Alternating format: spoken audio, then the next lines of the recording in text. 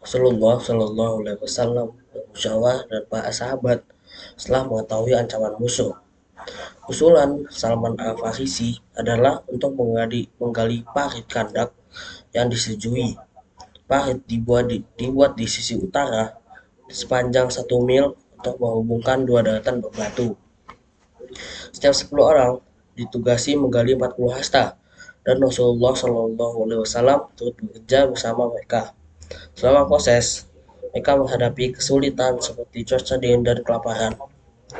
Makanan yang tersedia sangatlah terbatas dan kurang layak, hingga mereka menahan lapar dengan mengikat batu di perutnya. Rasulullah SAW bahkan menahan lapar yang lebih berat dengan mengikat 2 batu di perutnya. Saat penggalian parit, terjadi beberapa mukjizat. Yang pertama, Nabi Muhammad pernah diundang oleh Jabir untuk makan secara terbatas. Tapi beliau datang bersama banyak orang, sekitar 1.000. Makanan yang sedikit itu cukup untuk semua hingga kenyang. Bahkan masih ada sisanya. Mukjizat lain yang terjadi saat kurma yang sedikit dibagikan, namun tetap mencukupi untuk banyak orang. Selain itu, beliau juga mampu meluapkan tanah keras dan membelah batu besar dengan cangkul. Saat membelah batu, muncul cahaya dan beliau menyampaikan kabar gembira tentang penaklukan dari Syam, Persia, dan Yaman. Datanglah kaum kafir yang dipimpin Abu Sufyan beserta orang-orang yang mengikuti mereka ke Madinah.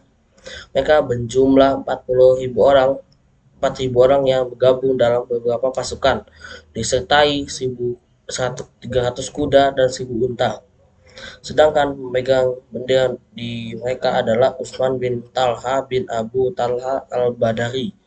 Mereka berhenti di tempat pertemuan aliran mata air rumah yang terletak di antara Jaf dan Zulhabah. Kabilah Gafhafan dan pengikutnya dari penduduk Najd, kawasan Yaman, Irak, dan sekitarnya juga ikut serta. Pasukan mereka berjumlah 6.000. Mereka berhenti di daerah Zanbu Nakmah hingga sebelah Bukit Uhud. Kedatangan pasukan besar di perbatasan kota Madinah ini merupakan ujian berat sekaligus menciptakan suatu situasi yang mencekam.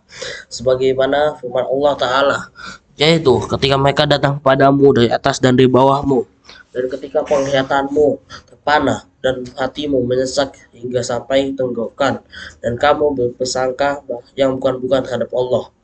Disitulah orang-orang mukmin dan digoncangkan hatinya dari goncangan yang dahsyat. Dengan surat Al-Ahzab ayat 11-10. Rasulullah SAW kemudian mewakilkan kota Madinah kepada Ibnu Umi Maktum. Beliau menempatkan para wanita dan anak-anak dalam benteng-benteng sebelum bergerak bersama 3.000 orang kaum muslimin. Kaum muslimin pun mengambil posisi membelakangi Bukit Sila yang berlindung di baliknya, sedangkan terletak parit di antara mereka dan orang-orang kafir tersebut. Setelah singgah dan melakukan persiapan perang, mulailah kaum musyrikin bergerak ke arah Madinah. Namun ketika berada dekat dengan kaum muslimin, mereka berkejut dengan parit-parit yang ada. Mereka terdiam dan bingung, sehingga Abu Sufyan berseru, "Ini jebakan yang tidak pernah dikenal oleh orang-orang Arab."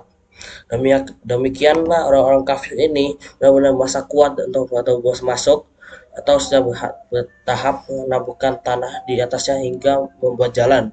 Orang-orang musyrik pun terpaksa melakukan pengukuhan di atas kota Madinah, karena sebenarnya mereka tidak mempersiapkan untuk hal ini.